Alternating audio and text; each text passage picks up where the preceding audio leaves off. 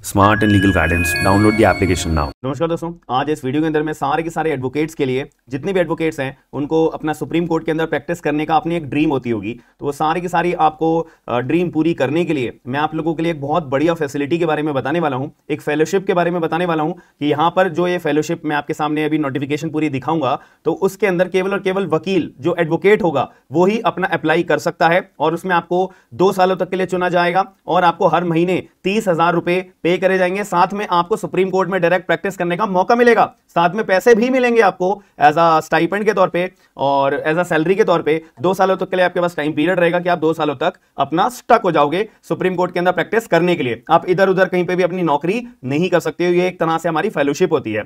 जो लोग अपना स्टूडेंट होते हैं उनके लिए इंटर्नशिप होती है, अपना अपनी लॉ पढ़ रहे हो, कॉलेज में हो, तो उनके लिए इंटर्नशिप कराई जाती है। एक बार आपकी कॉलेज खत्म हो गया और आप अपना प्रोफेशनल लाइफ के अंदर आ जाते हो, तब आपको अपॉर्चुनिटी मिलती है फेलोशिप करने के लिए। तो ये अपना एक फेलोशिप के अपना नोटिफिकेशन मैं आपको दिखाऊंगा। ये देखिए आपको स्क्रीन के ऊपर अपनी दिखाई दे रही होंगी।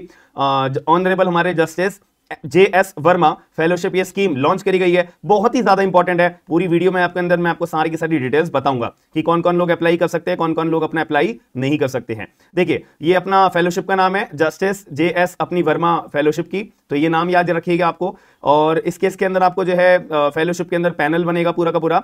अब ये जो फेलोशिप है ना, तो ये फेलोशिप सुप्रीम कोर्ट के अंदर अपना लॉयर्स वेलफेयर ट्रस्ट है, जिसको देखो यहां पे लिखा हुआ है सुप्रीम कोर्ट का लॉयर्स वेलफेयर ट्रस्ट है, SCLWT। इनके द्वारा जो ये फेलोशिप अपनी रचाई गई है और आपके सामने ये पेश करी गई है। तो ये इनका मेन जो ये ट्रस्ट है ना, ये ट्रस्ट इसलिए बनाया गया है कि भाई ताकि जो अपने एडवोकेट्स हैं हम उनको प्रमोट कर सके, उनका प्रोफेशनल अपॉर्चुनिटी के बारे में, उनके लिए वेलफेयर प्रोग्राम्स हम लॉन्च कर सके। इन शॉर्ट उन सारे के सारे वकीलों को अगर सुप्रीम कोर्ट में प्रैक्टिस करनी है, अगर कोई जॉब करनी है, या अगर कोई उनको हम प्रैक्टिस करने का एक मौका देंगे, तो वो कितना बेहतर तरीके से अपना कैरियर को अपना बूस्टअप कर सकते हैं। तो ये सारा का सारा काम ये supreme court lawyers welfare trust के द्वारा किया जाता है और हमारे को तो सैल्यूट करना चाहिए इन पर्टिकुलर ट्रस्ट को कि सुप्रीम कोर्ट के अंदर एक ऐसा ट्रस्ट बनाया गया और वकीलों के लिए यहाँ पे इतनी बढ़िया अपॉर्चुनिटीज यहाँ पे लाई गई हैं।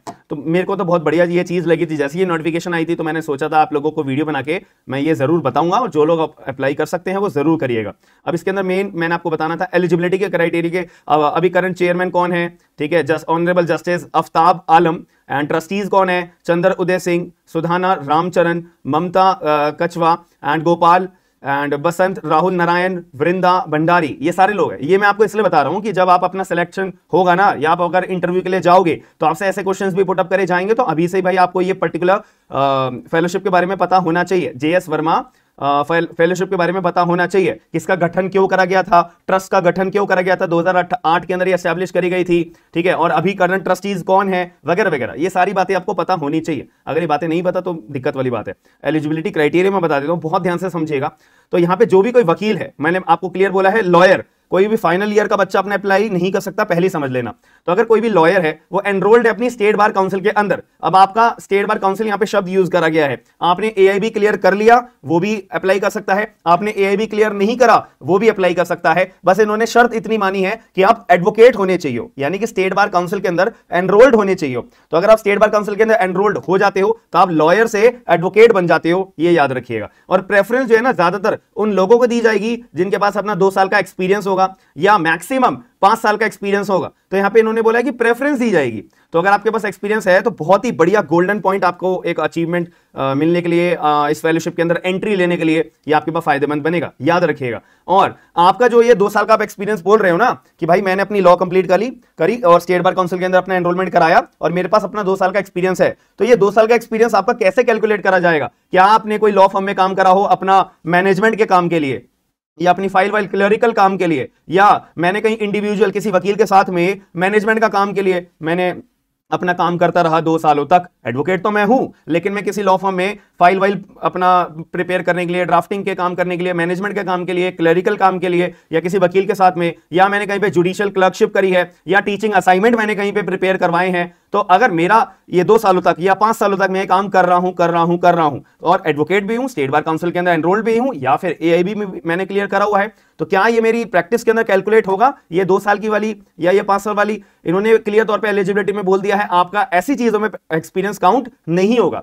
आपने कंसर्न अपने एडवोकेट के साथ में या लॉ फर्म के अंदर आपने केस लड़े होने चाहिए, या आपने असिस्ट करा होना चाहिए, या आप अपने पर्टिकुलर कंसर्न कोर्ट के पास में जब जा रहे होंगे अपने सीनियर के साथ में, तो एक्चुअली आप उनके साथ में होने चाहिए हो। तो अगर आपका लिटिगेशन वाला एक्सपीरियंस है, लिटिगेशन वाला, तो ही आपका ये 2 साल में इंक्लूड करा जाएगा, तो ही आपका ये 5 साल में इंक्लूड करा जाएगा, वरना आपका इंक्लूड नहीं करा जाएगा, भले आप एडवोकेट क्यों ना हो। बट फिर भी अप्लाई तो कर सकता हूं मैं, सीधी सी बात है, क्योंकि यहां पे प्रेफरेंस बोली गई है, सीधी सी, मैंडेटरी नहीं बोला, प्रेफरेंस बोली गई है कि हम उस तवज्जो, इंपॉर्टेंस उन लोगों को ज्यादा देंगे। तो यहां पे बहुत ही ज्यादा हाईली स्क्रूटिनिटी करी जाएगी आपकी, कि आपका जो लिटिगेशन वाला प्रैक्टिस आप 2 साल वाला बोल रहे हो, या नॉन लिटिगेशन वाला प्रैक्टिस वाला आप एक्सपीरियंस अपना बोल रहे हो। केवल स्टेट बार काउंसिल में एनरोल्ड होना, केवल एआईबी में क्लियर कर लेना, तो ये नहीं माना जाएगा, याद रखेगा। और यहां पे जो है ना बोला हुआ है कि candidate must be prepare to commit. इसका मतलब यह है कि भाई आपका अगर सिलेक्शन होता है इस फेलोशिप के अंदर, तो याद रखना आपको अपनी कमिटमेंट देनी पड़ेगी, यानी कि आपसे साइन वाइन कराए जाएंगे, बॉन्ड वगैरह भरवाया जाएगा,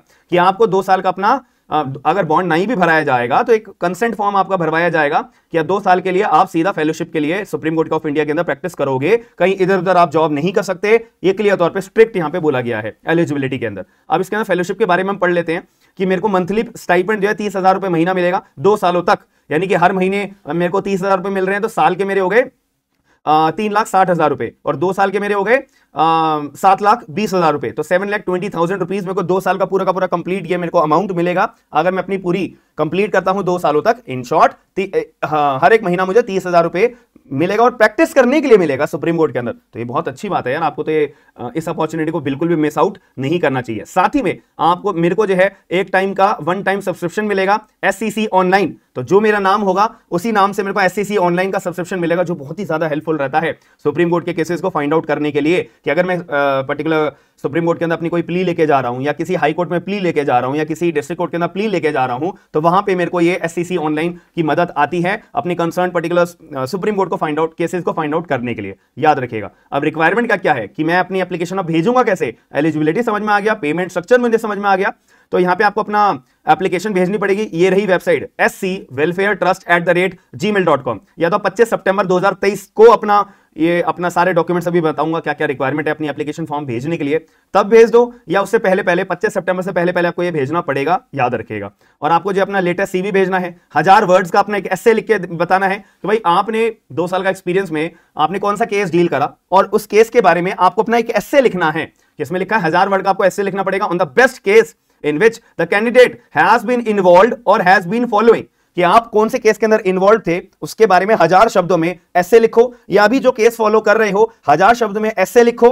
बस इतनी सी बात, अपना एक्सपीरियंस बताना है कि पार्टी का नाम क्या था क्या नहीं था, आपको एक कहानी के रूप में, एक एस्से के रूप में आपको 1000 वर्ड्स के अंदर अपना लिखना पड़ेगा। ये इसलिए बोलते हैं कि भाई आपकी राइटिंग स्किल्स कैसी है, आपके सोचने की क्षमता कैसी है, ये जज करने के लिए कि अगर हम इस बच्चे को इस फेलोशिप के लिए अपॉइंट कर रहे हैं, इसको सुप्रीम कोर्ट में अलाउ कर रहे हैं, तो इसकी सोचने की, समझने की, राइटिंग स्किल्स कैसी रहेंगी, ये सारी बातें आपकी इन्हीं पर्टिकुलर पोर्शन के अंदर भी समझ में आ जाएगा। अब 300 वर्ड्स का आपको जो है स्टेटमेंट ऑफ पर्पस मैंने आपको बता रखा है कि यहाँ पे एसओपी जो है 300 वर्ड्स का अपना हर एक जगह पे आपसे मांगा जाता है। आप इंटर्नशिप के लिए अप्लाई करते हो, कहीं कहीं तो जॉब के लिए भी माना जाता है, 60-70% मांगा जाता है कि एसओपी का मतलब ये आप जो है जस्टिस जेएस वर्मा ये स्कीम, फेलोशिप स्कीम के अंदर क्यों अपॉइंट होना चाहते हो, आपको क्या पता लगा, आपने पूरा का पूरा फेलोशिप के बारे में पहचाना, तो आपको क्यों मन कर रहा कि यार ये फेलोशिप मेरे लिए ही बनी है, मेरे को ही यहाँ पे सिलेक्शन चाहिए, इसके पीछे का रीजन बताइए। ऐसे ही नहीं कि आपने केवल अपना एलिजिबिलिटी पढ़ी, रिक्वायरमेंट पढ़ी, बस अप्लाई कर दिया, इसके पीछे का, जब भी तो मैंने आपको वीडियो के स्टार्टिंग में पर्टिकुलर फेलोशिप के बारे में थोड़ा इंट्रोडक्शन दिया था कि एस्टैब्लिश ये क्यों हुई, करंट हमारे चेयरमैन कौन है, और इसके पीछे का क्या पैटर्न है, इनका मेन एम क्या है। मैंने बताया था ना एम भी आपको, इनके मेन एम है कि हम प्रमोट कर सके लॉयर्स को, जॉब्स प्रोवाइड करा के सुप्रीम कोर्ट में प्रैक्टिस की अपॉर्चुनिटी देकर, वगैरह वगैरह। तो इसके आपको अपना एसओपी के अंदर ये सारी बातें अपनी मेंशन करनी पड़ेगी, याद रखिएगा। अब जो सिलेक्शन प्रोसीजर कैसे होगा, तो ये जो ट्रस्टी है ना अपने, तो ये ट्रस्टी जो है अपने 15 ये ट्रस्टी जो अपने एक पैनल बनाएंगे। अब ये पैनल कितने भी लोग हो सकते हैं इसमें, इनमें से जितनी भी एप्लीकेशंस आई है उनमें से ये 15 कैंडिडेट्स को चूज करेंगे इंटरव्यू राउंड के लिए। पहले तो शॉर्टलिस्ट होंगे आपके 15 कैंडिडेट्स, और ये 15 कैंडिडेट्स जाएंगे इंटरव्यू के लिए, बात खत्म। अब इन 15 ये पैनल ही इंटरव्यू लेगा, तो इंटरव्यू हो जाने के बाद इनमें से 3 लोगों को चूज करा जाएगा फेलोशिप के लिए। तो फाइनल राउंड ऑफ इंटरव्यू के बाद में जब फाइनल जो राउंड होगा आपका इंटरव्यू का वो अक्टूबर 2023 के अंदर होगा। तो जैसे ही आपका ये फाइनल अपना इंटरव्यू राउंड हो गया तो इनमें से 3 कैंडिडेट्स को अपना सेलेक्ट करा जाएगा फेलोशिप के लिए। वो 3 बच्चे बहुत ही ज़्यादा ब्लेस्ड होंगे, बहुत ही ज़्यादा उनको अच्छा अपॉर्चुनिटी मिलेगी। मैं ये बार बार एक ही बात बोल रहा हूं, इसको मिस मत करना, बिल्कुल भी मिस मत करना। सारी एलिजिबिलिटी क्राइटेरिया पढ़ने के बाद ही अप्लाई करना और फुलफिल कर लेना, कहीं तुम्हारी एप्लीकेशन डिबार्ड हो जाओ या तुम्हारी एप्लीकेशन को रिजेक्ट कर दे। जो इन्होंने बस 3 चीजें मांगी है, रिज्यूम मांगा है, 1000 वर्ड्स का एस्से मांगा है, 300 शब्द का एसओपी मांगा है, बात खत्म।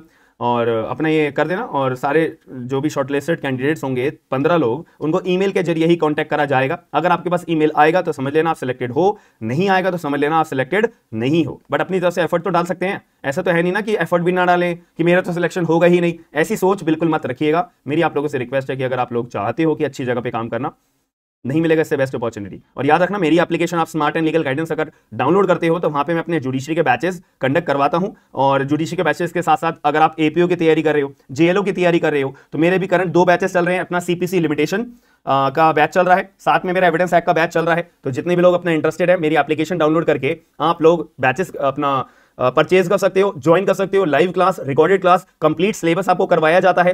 प्रीलिम्स की तैयारी, मेंस की तैयारी कंप्लीट बेसिस पे कराई जाती है। और जो मेंस के मैं आपको नोट्स देता हूं ना, वो क्वेश्चन आंसर फॉर्म के अंदर देता हूं, जिससे कि बच्चे को मेंस में मुझे लिखना क्या है, क्वेश्चन मुझसे कैसे कैसे पूछे जा सकते हैं, इसके दिमाग में क्लैरिटी रहेगी, याद रखिएगा। और अगर आप 8000 से ज्यादा लीगल ड्राफ्ट लेना चाहते हो, वो भी मेरी एप्लीकेशन के अंदर अवेलेबल रहेंगे। और अगर आप एएबी की तैयारी कर रहे हो तो सारे के सारे पीवाईक्यूज ऑफिशियल वाले, आंसर कीज ऑफिशियल वाली चाहिए होंगी, तो आपको वहां पे भी मेरी एप्लीकेशन के अंदर अवेल हो जाएगी। तो अगर आपको सारी डिटेल्स मैंने आपको वीडियो के अंदर बता दी है, कोई भी क्वेरी बनती है तो कमेंट बॉक्स के अंदर जरूर बता दीजिएगा। बाकी मिलते हैं नेक्स्ट वीडियो के अंदर। थैंक यू, धन्यवाद।